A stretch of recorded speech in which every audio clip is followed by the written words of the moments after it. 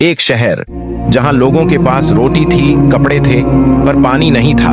और उसी शहर में एक लड़का था जिसे राजकुमारी ने सबके सामने कहा था, तू निकम्मा है और निकम्मे लोग इस शहर में रहने लायक नहीं। उसे शहर से निकाल दिया गया, पर किसी को नहीं पता था कि वही लड़का एक दिन उस शहर की किस्मत बदल देगा। लड़का जिसका नाम था जद, शहर के बाजार में मामूली मजदूरी करता था, सीधा सादा पर दिल का साफ। एक दिन राजकुमारी अमीना अपने सैनिकों के साथ निकली। उनका घोड़ा अचानक फिसला और जद ने दौड़कर उसे संभाल लिया, लेकिन अमीना ने उल्टा ही आरोप लगाया, हट इसके सामने से, इसकी औकात ही क्या है, इसने मेरी राह रोकी है। सैनिकों ने उसे धक्का दिया, भीड़ हंसी और अमीना चिल्लाई, इसे शहर से बाहर निकाल दो, ऐसे लोग शहर को बदकिस्मत बनाते हैं। जद ने कुछ नहीं कहा, बस अपनी इज्जत के बिखरे टुकड़े उठाए और शहर छोड़ दिया। शहर के बाहर सूखे जंगल में बैठकर जद ने आसमान की ओर देखा। ऐ अल्लाह, अगर तू मेरे लिए कोई रास्ता खोल दे तो मैं आज के बाद किसी को परेशान नहीं होने दूंगा।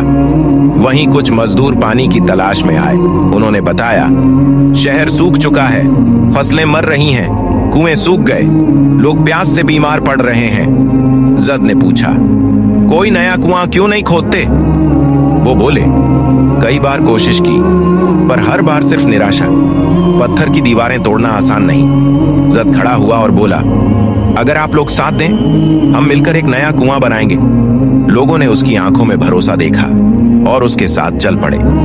दिन रात खुदाई हुई, धूप में पसीना, ठंड में कांपते हाथ, भूख में टूटते शरीर। कई बार मजदूर टूट गए, कई बार बोले, जद ये असंभव है, पर जद हर बार कहता, जिसका इरादा सच्चा हो अल्लाह उसकी हर राह आसान कर देता है।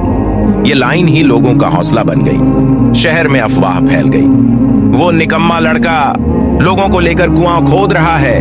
अमीना को गुस्सा आया, वो सैनिक लेकर पहुंची। रुको, ये सब बंद करो, जद ने शांत होकर कहा, कुआं आपका नहीं, ये शहर का है और शहर अभी प्यासा है। भीड़ चुप थी, लेकिन हर चेहरे पर सच्चाई झलक रही थी।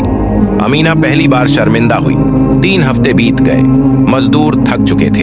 एक ने कहा, जद शायद ये कुआं कभी नहीं बनेगा।